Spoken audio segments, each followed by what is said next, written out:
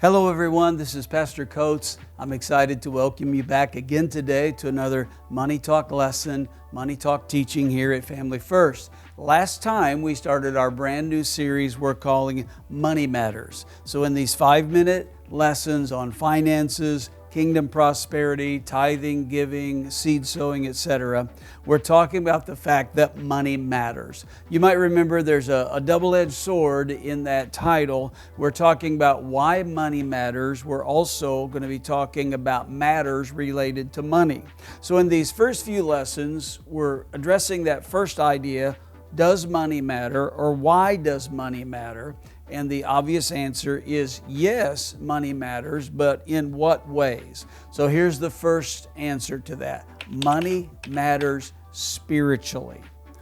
Okay, I bet you never expected to hear a preacher say that money matters spiritually. I bet you think, oh no, money doesn't matter spiritually. It has nothing to do with money. Money's just about influence, it's about resources, it's about prosperity, security. But I've got news for you. Money also matters spiritually. Here's what Jesus said, Matthew 6:21. For where your treasure is, there your heart will be also. I've always wondered in that verse, does that mean that your heart follows your money, or does that mean that your money follows your heart? Does your wallet and your checkbook reveal the passions of your heart, or do your spending habits shape the passions of your heart? And I've decided the answer is yes. The way that Jesus phrases it shows that there's a direct relationship, a correlation between treasure, what we value, invest in, and pursue, and our heart, the inner attitudes, affections, priorities, and loyalties that we have. Our spending or our investing habits reveal what we already love and value. If someone pours resources into comfort, luxury, or status, it reflects that they have a heart that's drawn to that. Or if someone invests in eternal things, generosity, helping others, advancing the kingdom, it reflects they have a heart drawn towards God. But Jesus is also pointing out that what we consistently put our treasure into will over time shape our hearts. If you invest heavily in your career, your emotions, your identity will become bound up in success or failure.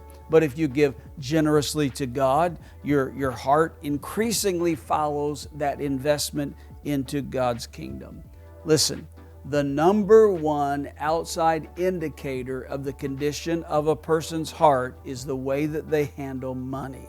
Because money matters spiritually. It reveals the condition of the heart. I had a gentleman one time get very passionate. He got very, very strong in a conversation with me, got all red in the face, shook his finger in my face and raised his voice and said, "A preacher has no business whatsoever knowing whether or not I tithe or how much I give to the work of the Lord." And in that moment, when he told me as his pastor, a shepherd, according to Hebrews 13, that is called of God to watch over his soul, he told me exactly everything I needed to know. His heart was not really in the work of God. Regardless of his words, regardless of the impression that he wanted others to believe, his heart was really not after the work of God.